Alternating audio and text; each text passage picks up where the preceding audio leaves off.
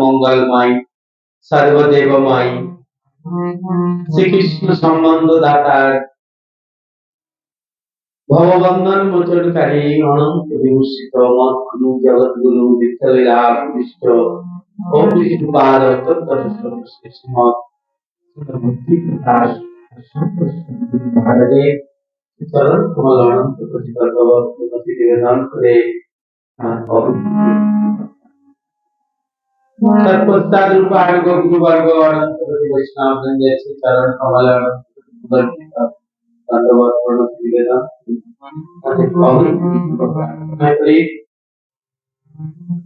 गुरु गौरांग गुरु वैष्णवेर अपार करुणाয় আজ আমরা এই পর্বে ভগবান শ্রীকৃষ্ণের বিরহে ব্যথিত পাণ্ডবগণ আর সেই পাণ্ডবগণ পরীক্ষিতকে রাজত্ব অর্পণ করে দিয়ে যাচ্ছে, চলে যাচ্ছে।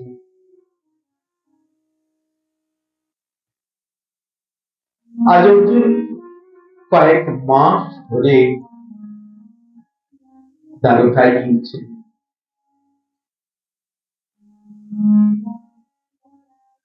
ফিরে আসছেন না। তাই মহারাজ যুধিষ্ঠির হস্তিনাপুরে বসে বসে খুব চিন্তিত হচ্ছে এবং তিনি তার রাজ্যে বহু অশুভ লোক দেখতে পাচ্ছেন। আর এই অশুভ লক্ষণ দেখে খুবই দুঃখিত ব্যথিত হচ্ছে।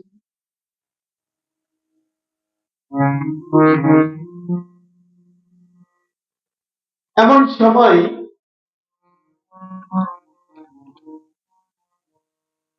উদ্বেগ উৎকণ্ঠতায়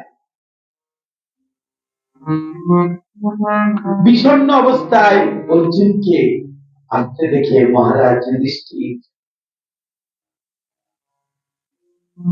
নারদ মুনির সেই ইঙ্গিত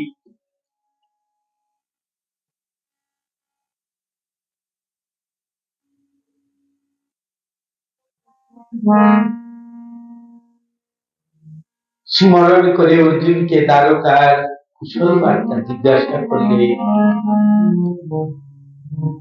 অর্জুন অতি কষ্টে তার হাতে তার হস্তদ্বয় দিয়ে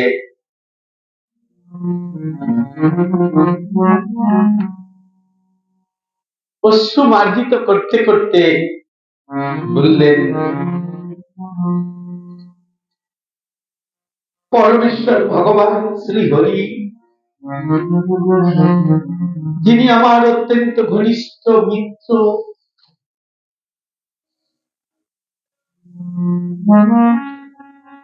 যিনি সদা সর্বদাই আমাদের হিত কামনায় রত থাকতেন,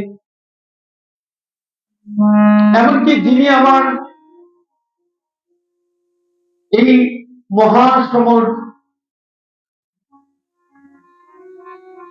কুরুক্ষেত্রের যুদ্ধে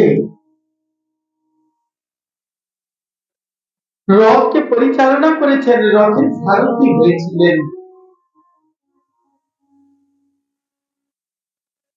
সারথীরা কি করেন? সারথীরা যিনি রথে থাকেন, যিনি রথের মালিক, তার আদেশ পালন করেন।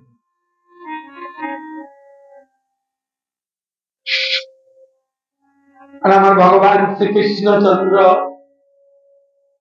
তিনি সেই তার সখা, তার মিত্র, তার ভক্ত,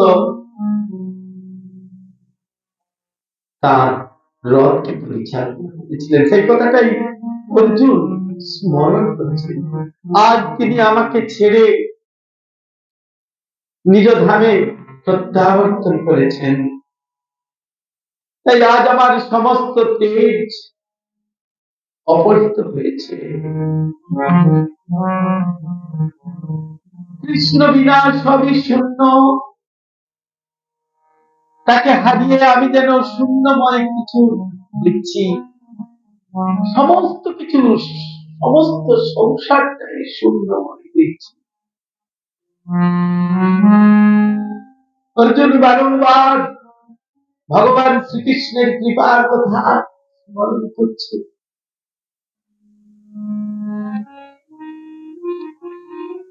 আমি তাকে কখনো মাধব বলেছি, কখনো বন্ধু বলেছি, কখনো মিত্র বলেছি, তাকে কত উপহাস করেছি, গোপীদের নিয়ে কত কথা বলেছি, এত রাগী নিয়ে কত কথা বলেছি।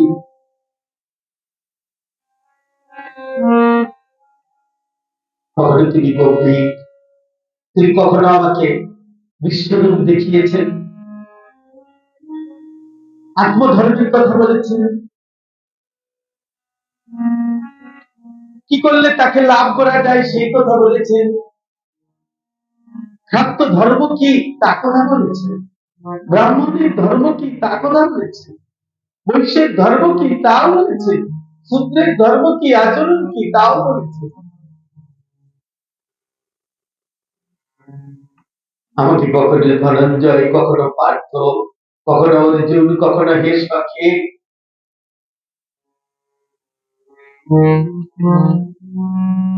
কখনো পুরনন্দন ভাবে সমস্ত মধুময় মনজ্ঞ সম্পত্তি। আর সেই সব কথা আমার মনে আসছে, আমি আমার হৃদয় একটু ব্যাকুল হচ্ছে।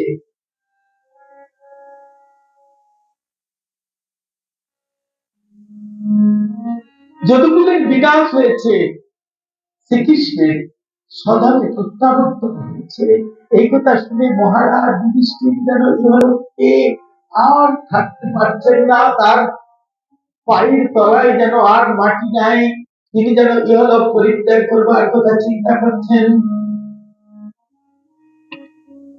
দেবী অর্জুনের মুখে এই দুঃসংবাদ শুরু করে একান্ত ভক্তিযোগ সহকারে ইন্দ্রিয়গুলিকে সংযম করে ইন্দ্রিয় জ্ঞানাতীত ভগবান শ্রীকৃষ্ণের পাদ পদ্মে তার চিত্ত সমর্পণ করে তিনি জড় জগৎ ত্যাগ করে ভগবত লোকে পৌঁছে চলে গেলেন।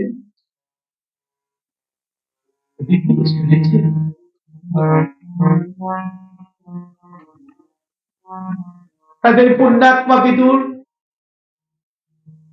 যিনি কুরু পাণ্ডবের হিতকারী, যিনি জগতের হিত উপদেশক, শ্রীকৃষ্ণের উপদেশ মতো যখন তিনি শুনেছেন যে তিনি কৃষ্ণ আর ইহলোকে নেই, তিনি স্বভাবে প্রত্যাবর্তন করেছেন, তিনি শ্রীকৃষ্ণের উপদেশ মতো বিদুর পুরুষোত্তম ক্ষেত্রে শ্রী শ্রী জগন্নাথ দেবের সেবায় নিয়োজিত হয়েছেন।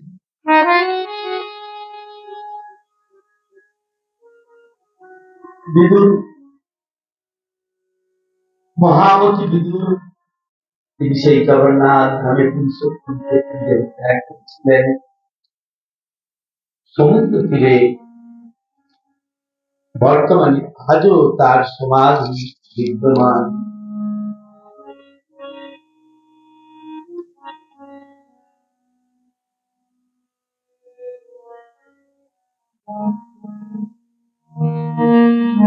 লোভ, মিথ্যা, কুটিলতা, হিংসা, অধর্ম চক্র বিস্তার করতে করতে এই দেখে ঋগ্য যুধিষ্ঠির মহারাজ বুঝলেন তার রাজধানীতে, রাজ্যে, গৃহে এবং দেহেও কলির সঞ্চার হচ্ছে। তাই তিনি তার পৌত্র গুণবান বিনীত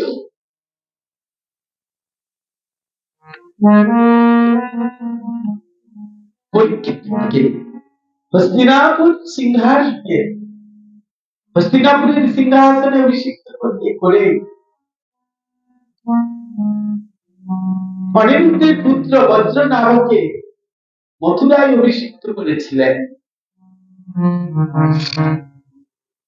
তারপর চার ভাই ও দ্রৌপদীকে নিয়ে কৃষ্ণ যুধিষ্ঠির মহারাজ শ্রীকৃষ্ণ যখন নাই, আমাদের আর এই মায়ার সংসারে থেকে লাভ, এই কলির রাজত্বে কেউই, মহাজন তারা জানতেন কলির রাজ্যে কেউই সংসারে কৃষ্ণকে ভগবান বলে স্বীকার করবে না। যখন স্বীকার করতে আসবে তখন আর তার সময় থাকবে না।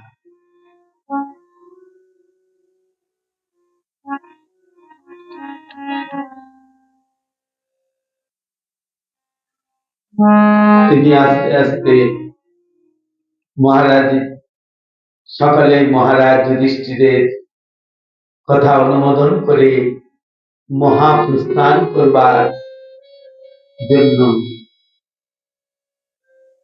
বসন্ত পরিধান করে তার সংসার রাজ্যের মায়া ত্যাগ করে নিলেন দ্রৌপদী।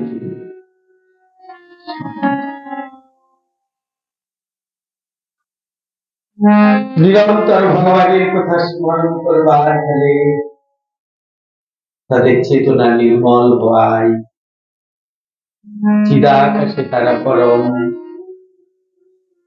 রূপে শ্রী নারায়ণ ভগবান পরমেশ্বর ভগবান শ্রীকৃষ্ণের শাসনাধীন চিন্ময় ধাম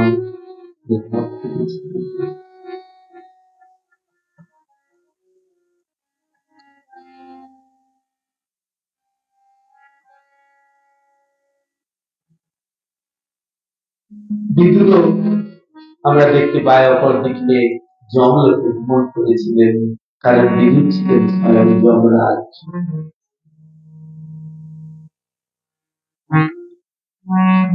তার জন্ম বৃত্তান্ত আমরা যদি দেখতে পাই,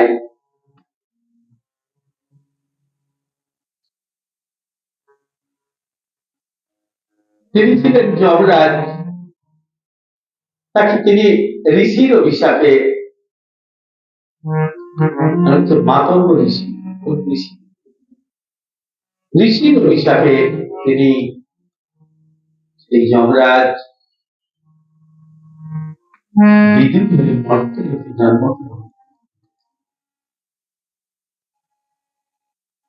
এইভাবে আমরা দেখতে পাই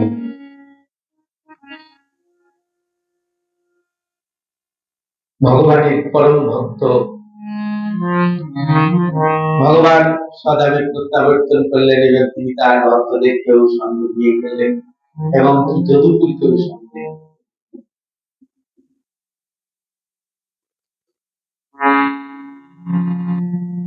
পরীক্ষিত মহারাজকে রাজা করেছেন। পরীক্ষিত মহারাজ সুত গোস্বামী পদ তারপর বললেন,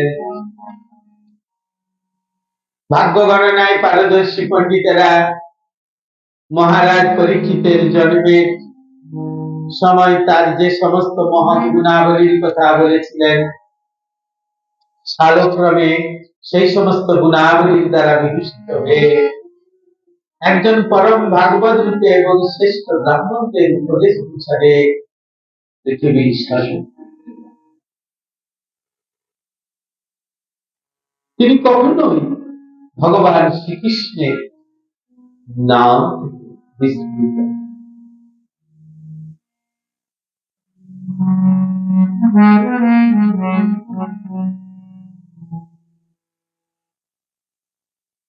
মৎস্যরাজ বিরাটের পুত্র উত্তর,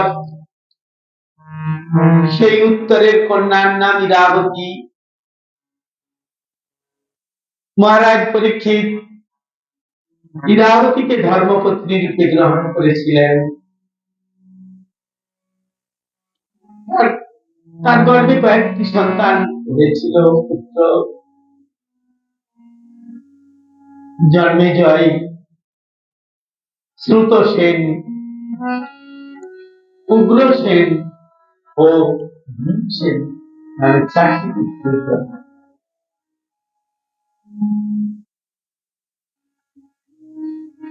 পরম ধার্মিক মহারাজ পরীক্ষিত কৃপাচার্যকে গুরুরূপে বরণ করে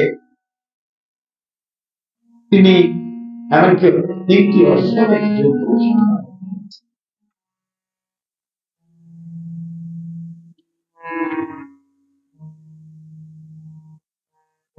আর যে যে যে যজ্ঞস্থলীতে সাধারণ মানুষদের দর্শন দিতেন না স্বর্গের দেবতারা, সেই স্বর্গের দেবতারাও দর্শন দিয়েছিলেন সাধারণ মানুষদেরকে। তারা দর্শন পেয়ে খুব ধন্য হয়েছিলেন। সেই সব যজ্ঞে তিনি প্রচুর দান করেছিলেন এবং বাহুবলে অনেক দেশ তিনি জয় করেছিলেন।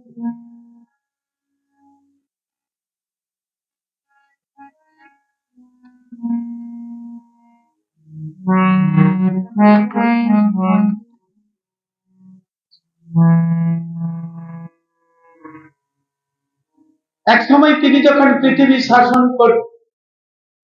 করতে পৃথিবী জয় করবার ইচ্ছায় বাহির হলেন, তখন তিনি দেখলেন একটা রাজবেশধারী এক শূদ্র অধম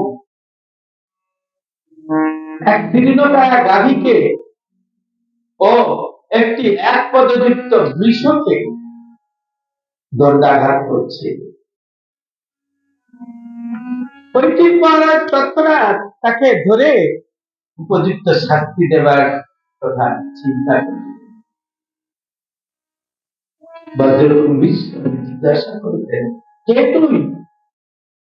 বলবান হওয়া সত্ত্বেও তুই এই পৃথিবীতে আমার আশ্রিত অসহায়দের হত্যা করবার চেষ্টা করছিস, তুই কে?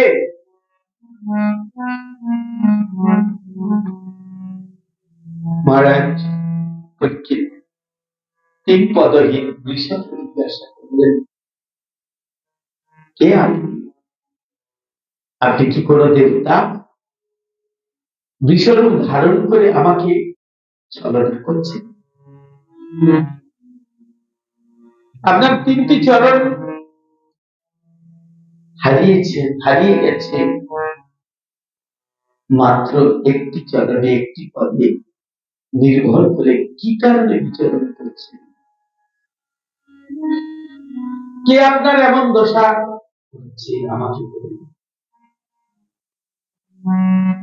যে দুর্বৃত্ত নিরপরাধ জীবের প্রতি হিংসা করে, সে যদি স্বর্গের ধর্ম অলঙ্কৃত সাক্ষাৎ দেবতা,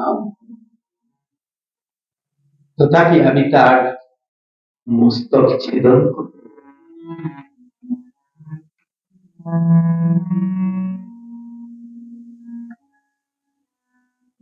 বিশ্বরূপী ধর্মরাজ ইঙ্গিত করলেন,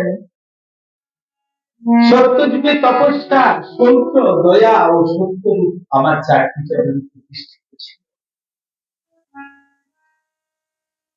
কিন্তু বর্তমানে অধর্মের প্রভাবে আমার 3টি চরণ ভেঙে গেছে।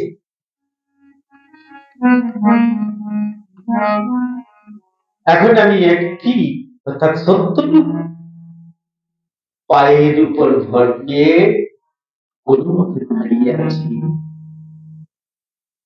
কিন্তু যাকে দেখছেন যে শাস্তি দিচ্ছে আমাদের, যাকে আপনি দণ্ড দেওয়ার জন্য ব্যবস্থা করতে চাইছেন, সে হলো কলি। এই অধর্মরূপী কলি আমাদের এই পদটাও ধ্বংস করবার চেষ্টা করছে।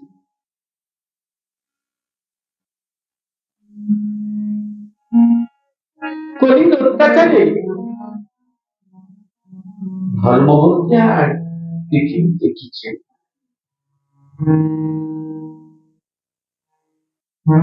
এই কলিকালে প্রজাগণ অধার্মিক,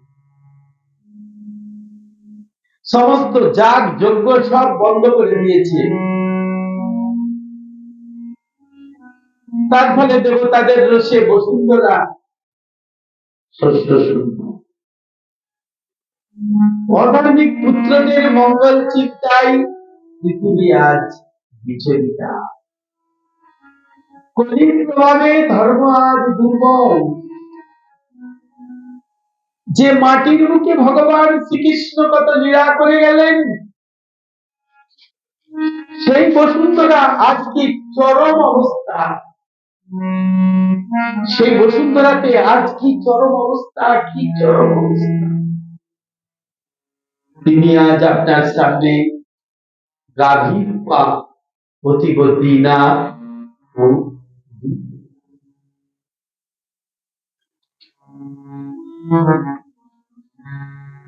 এইসব অনাচার দেখে ধার্মিক রাজা আর স্থির থাকতে পারলেন না। ধার্মিক রাজা পরীক্ষিত আর স্থির থাকতে পারলেন না। অনাচারী পাপবতী কলিকে সংহার করবার জন্য তীক্ষ্ণ খড়গ কলি তখন রাজবেশ পরিত্যাগ করি পরীক্ষিত মহারাজের চরণে লুটিয়ে পড়ছে। এ পরম ধার্মিক মহারাজ, আপনি প্রজাবৎসল রাজা, আমিও তো আপনার একজন প্রজা, তাই আমাকে সংহার করবেন না, আমাকে আপনি করুণা। আশ্রিতকে রক্ষা করা ক্ষত্রিয়ের কর্তব্য, তাই কলিকে সংহার না করে মহারাজ পরীক্ষিত বললেন, তুমি অধর্মের বন্ধু হয়ে আমার রাজ্যে প্রবেশ করেছ, অবিলম্বে আমার রাজ্য পরিত্যাগ করে তুমি চলে যাও। আমি তোমাকে বিনাশ করলাম না, কারণ তুমি আমার কাছে ক্ষমা পাও।